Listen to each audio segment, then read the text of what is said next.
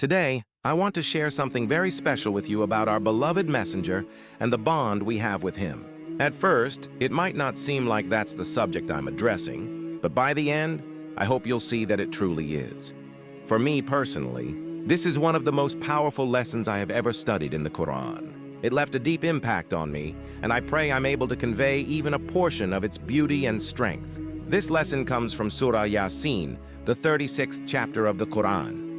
In this surah, Allah narrates a remarkable story about prophets. Normally, we see that Allah sends one messenger to a nation. But here Allah tells us that He sent two messengers to a people, and both of them were rejected. Then, Allah says that He strengthened them by sending a third messenger. This makes the situation unique. 3 prophets sent at the same time to one nation, yet the people still rejected all of them. Their response was harsh. They said, "You bring us nothing but bad luck. If you don't stop, we will stone you to death or torture you in some other painful way." Imagine 3 prophets calling them to the truth.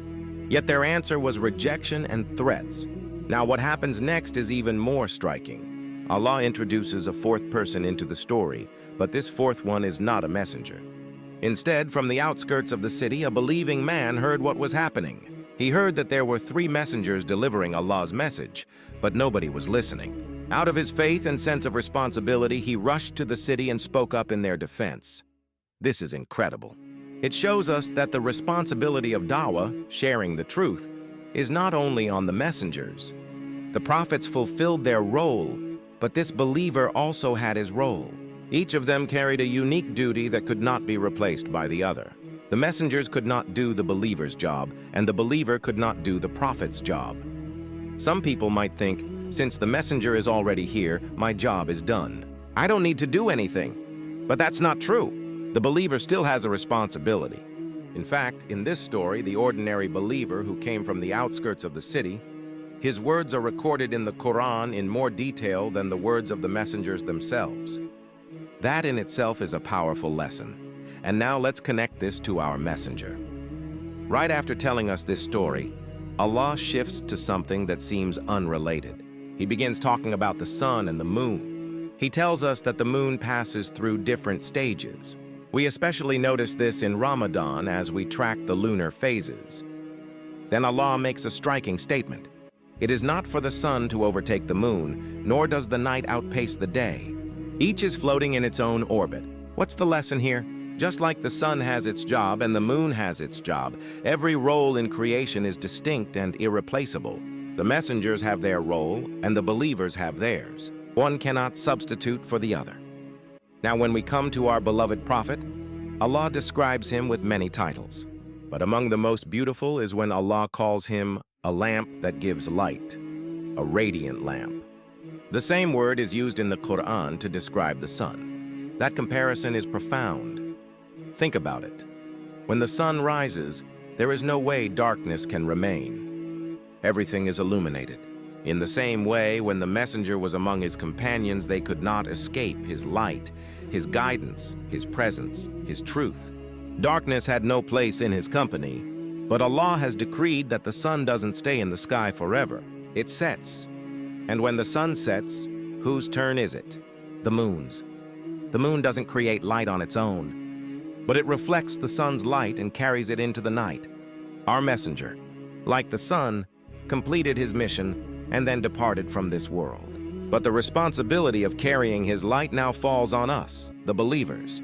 We are like the moon. We don't generate light ourselves, but we reflect the light of the prophet into the world around us. And think about this. The moon itself is only a follower. Even scientifically, we know that the moon has no light of its own. It is pulled into the orbit of the sun's gravitational field, and the only reason it shines at all is because it reflects the light of the sun. That is us. We are the believers living in times of darkness. We are like the moon. The only light we carry is the light that reaches us through the messenger, just as the moon reflects the sun. The faith, the guidance, the clarity we have, all of it is only a reflection of His original light. Now notice something amazing. Allah gave us the sun, and the sun never changes. It doesn't go through phases. It is constant, always burning, always shining. Our prophet was like that. His heart was firm, his faith unshakable, his light permanent. When Allah described the prophet's heart, he said he made it steadfast, unchanging, and secure. His light was like the sun, constant, full, and unwavering. But the moon, that's different.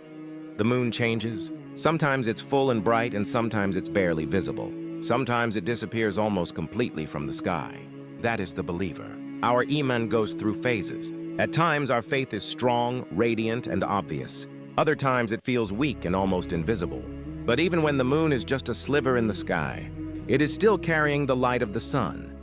In the same way, even when your faith feels weak, even when your iman is barely holding on, you are still a reflection of the prophet. You are still carrying the responsibility of his light.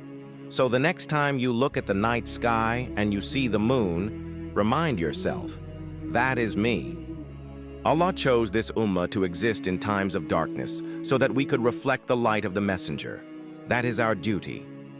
This is why Abdullah ibn Mas'ud radiyallahu anhu said so beautifully, I am the messenger of Allah. What does that mean? It means every one of us is a representative of the prophet, whether we obey him or disobey him, whether we act with kindness or with cruelty, whether we guard our eyes or fail to do so. We are still representing him in this world. Sometimes we reflect his light well, like a full moon. Other times we reflect it poorly, like a thin crescent.